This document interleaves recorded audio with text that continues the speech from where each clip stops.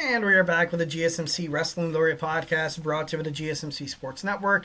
I'm your favorite wrestling fan here, Eric Rodriguez, every Monday night live on the GSMC Sports Network to talk about the greatest thing in the world, professional wrestling, all the action inside and outside of the ring, backstage curtain calls, all the rumors, all the dramas. We talk about superstar inactive statuses, injury updates, contract negotiations, extensions, and new signings. We talk about promotions from WWE to AEW to Ring of Honor to TNA to basically anywhere. If it makes major news in the world of professional wrestling, we talk about it here on this show 1010%.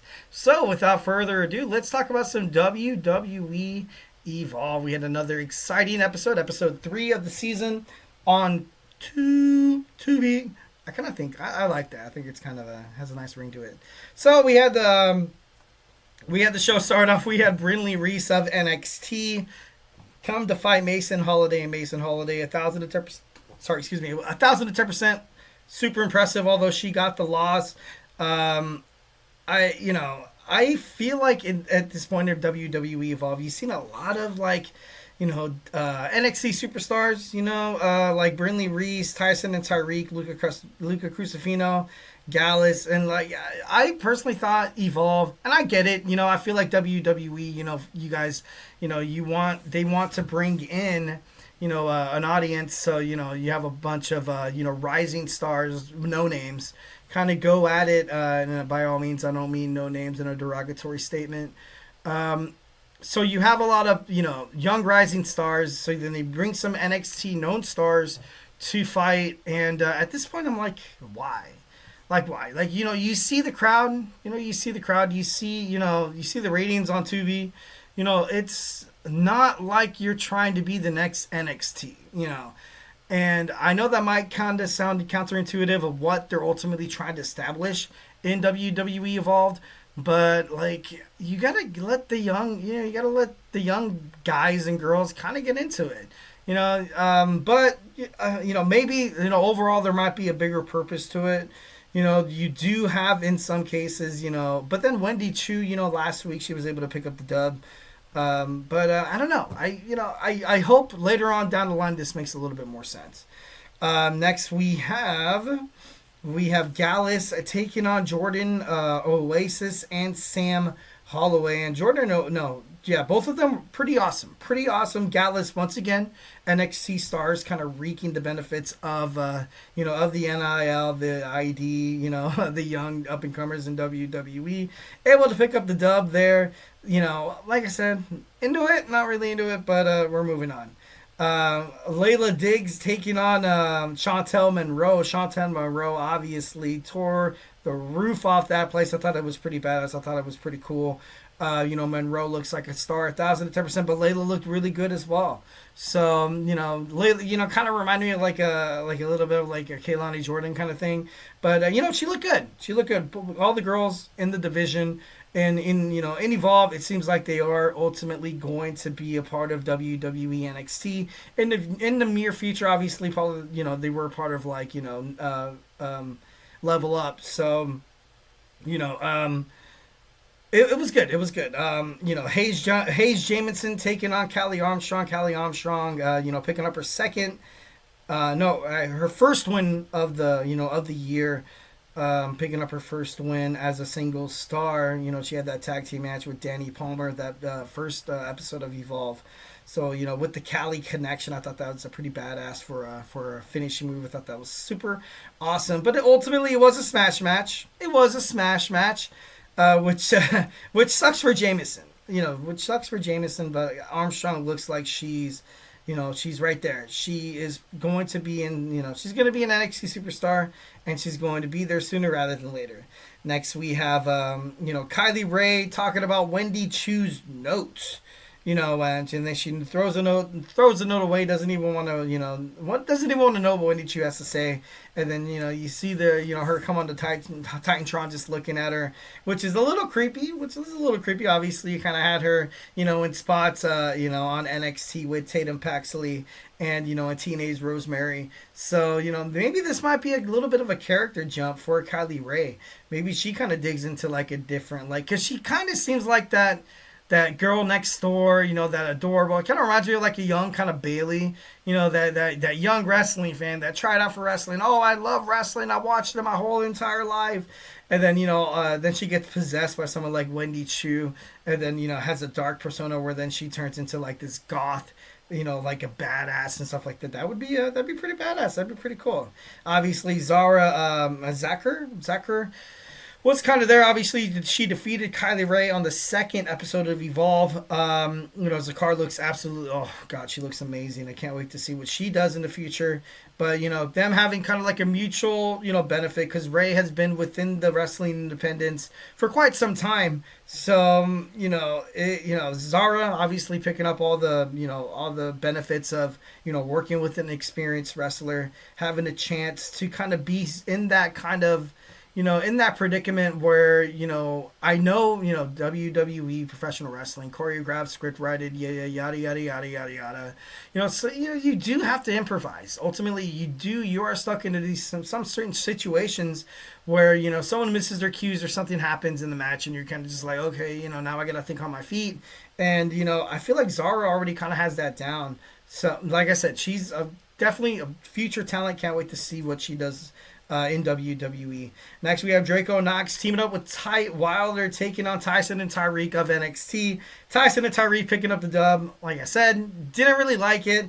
I absolutely loved Draco Knox. I thought he was super badass. Tay Wilder was pretty cool, but Tyson and Tyreek, once again, NXT stars coming to Evolve, and I'm not trying to be like, oh, because they're not successful in NXT and they never will be successful in NXT, they come down to Evolve to ultimately kind of reap the benefits, trying to show that they are relative in terms of the world of professional wrestling.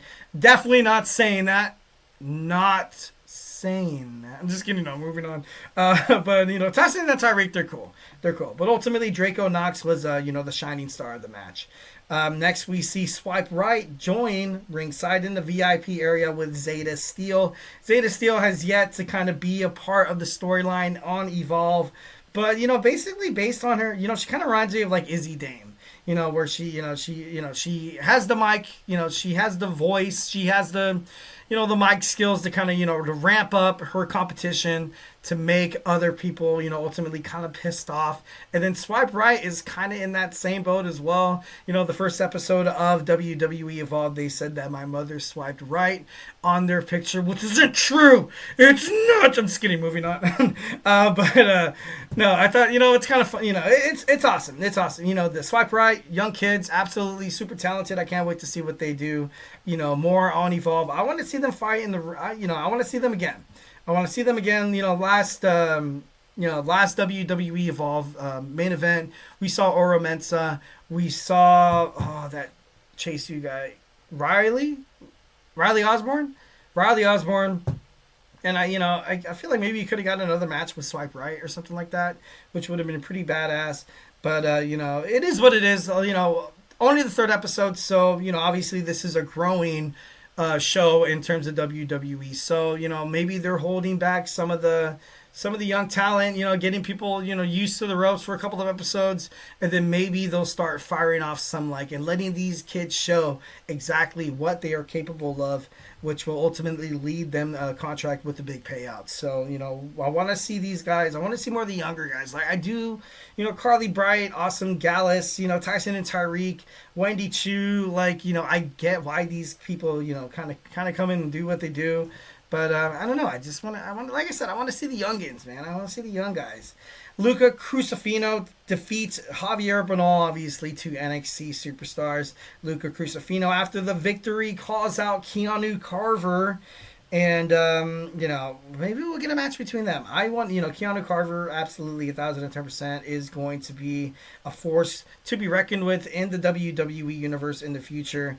But, kind of reminds me of like a Powerhouse Hobbs on AEW, how this guy is, but then again, kind of reminds me of like Swerve.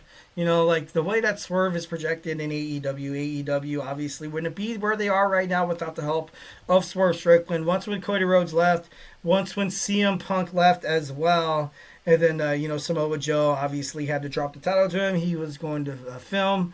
He was filming, what was that video game that turned into a TV series? Can't remember. Twisted Metal.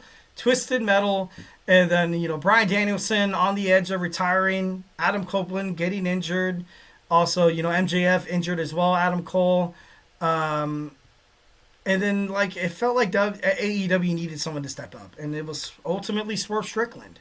So I definitely love Keanu Carter. I feel like he has a bright future in WWE. All right, without further ado, let's talk about my top 10 women on Evolve. Definitely these women are going to find themselves on the main roster, also on NXT. I tried my best to kind of steer away from the NXT stars that came down to it, but there's a couple of them in here that I feel like, you know what, maybe Evolve is a nice place for them to kind of bounce back on. A lot of Major League Baseball players bounce back and forth, and with the majors and the minors, you got to find your swing. You got to find your swing. You got to find your, if you're a pitcher, you got to find a strike zone once again. So I have a couple of NXT women's superstars in here, but we have our top 10 women on Evolve that are going to eventually be kicking ass on on SmackDown or Raw. NXT definitely. At number 10, I got Mason Holiday. Mason Holiday, although, didn't really pick up the dub, I thought she put on a really good match. I feel like out of all the women that's fought so far, which is, I think about including the NXT stars, probably 13 to 15. So my top 10 seems a little askew, but still, it is what it is. I feel like Mason Holiday does have a feature in, WWE. Danny Palmer, that first tag team match where she tagged with Kali Armstrong. The way she was able to kind of be a little bit of a luchador there, hitting backflips, hitting jumps, that twisted corkscrew. Although she did take out her own, her own tag team partner in Armstrong. But you can tell that this girl throws caution to the wind. Reminds me of a female version of a Jeff Hardy. So I feel like WWE they do need that. 1,010%. Layla Diggs, like I said earlier, kind of reminds me of a Kehlani Jordan kind of thing, like a sweetheart. But no, she's gonna be great. Although she didn't pick up the dub, overall I feel like her future is bright in WWE. Can't wait to see what she does in the future. Next we have Zara. We have no, not Zara. Damn it. No, that's not Kylie Ray. Zeta. Oh my God, sorry. With these whole names and stuff like that, kind of gets me confused a little bit. Zeta Steel. Like I said, she has not yet been in a match, but just basically on her mic skills and the way she's getting everybody to kind of ultimately hate her, I feel like she is going to be a great person for WWE Evolve to kind of be like, all right, this girl's gonna kind of be the antagonistic version of a CM Punk or something like that, or maybe perhaps like I said, maybe an Izzy Dame. Obviously, you kind of see in her turn her back on Tony D'Angelo, joining the calling a little bit manipulative, maybe a little bit pestering. Maybe that every wrestling roster needs that star that's they kind of play like they don't know how to wrestle, and they kind of play oh, pity me, but at the end of the day, she comes out of the ring kicking ass. So I can see her in that kind of title. Kylie Ray at number 6 here. I feel like she is she's done some work in independence in terms of the world of wrestling, and I feel like she's only going to get better. At number 5, I got Chantel Monroe. Chantel Monroe was absolutely super impressive in her win on WWE Evolve. I definitely like I like the way how she not and I know her name's Chantel, but a nonchalant kind of, a nonchalant kind of persona. I don't care if you like me. I don't care if you love me. I'm in love with myself. I know basically everything that I can bring to the table. I honestly kind of want to see her in the future be a little bit more vocal, kind of like a female version of an MJF. I kind of looked at her and I kind of did compare her to like a Lash Legend meeting Naomi. Both absolutely super impressive superstars. 1,010%, obviously, future WWE Hall of Famers. But I got Chantel Moore at number 5. At number 4, I got Carly Bright. NXT superstar, she's been on WWE, not WWE, she's been on TNA as well. So, she's building up her repertoire. I feel like she could be, a main star on the NXT roster, especially if you look at this, the women's division on SmackDown. You have Bianca chasing Jade chasing Naomi, Nia Jax kind of parading around with Candice LeRae. And, with Charlotte Flair returning, and it feels like at this point, Tiffany Stratton, the WWE Women's Champion, needs, it needs more depth. And so does the WWE Women's United States Championship. I honestly feel like, you had Chelsea Green defend her championship against Mi Chin like 3 or 4 times. Enough is enough. And Chelsea Green now has her cabinet with Piper Niven and Alba Fire. I feel like WWE SmackDown could probably absorb like 3 or 4 NXT women's superstars. 1,010%. Maybe like Cora Jade, Roxanne Perez, Zarya, Soruka, the Metaphor Girls. I feel like they could definitely revamp that. And where is the women's tag team division? So, where it's non-existent. And, you had Alba Fire join Chelsea Green in her cabinet, basically destroying the unholy union. Sonya Deville was recently released along with Isla Dawn. Whereas, Shayna Baszler and Zoe Stark, where's Katana Chance and Kaden Carter? Like, this division needs to be revamped. And Carly Bright could definitely be a pivotal piece, in NXT to kind of fill in that void where, you see somebody like the superstars that I mentioned from NXT making it onto SmackDown. At number 3, I have, Zara Zakre. I feel like this girl is an absolute bombshell. Defeated Kylie Ray in her first match on WWE Evolve. I feel like this girl is going to be a future WWE NXT Women's World Champion. I am super high on her. I feel like she's, 1,010% amazing. No one's going to stop this girl. Obviously, knock on wood, to pray to the gods that, no injuries happen because injuries suck. But, and hopefully I didn't just put it out there. Oh, God, I'm going to, Number two, I got Kendall Gray. Kendall Gray, another WWE NXT superstar, making her way to Evolve. I love the fact that she's like an in-your-face, like I'm better than you kind of talent. I love the fact that, she could be a heel champion. She could be a first ever heel, WWE Evolve champion. I ultimately, and it's crazy how we had that first women's tag team match.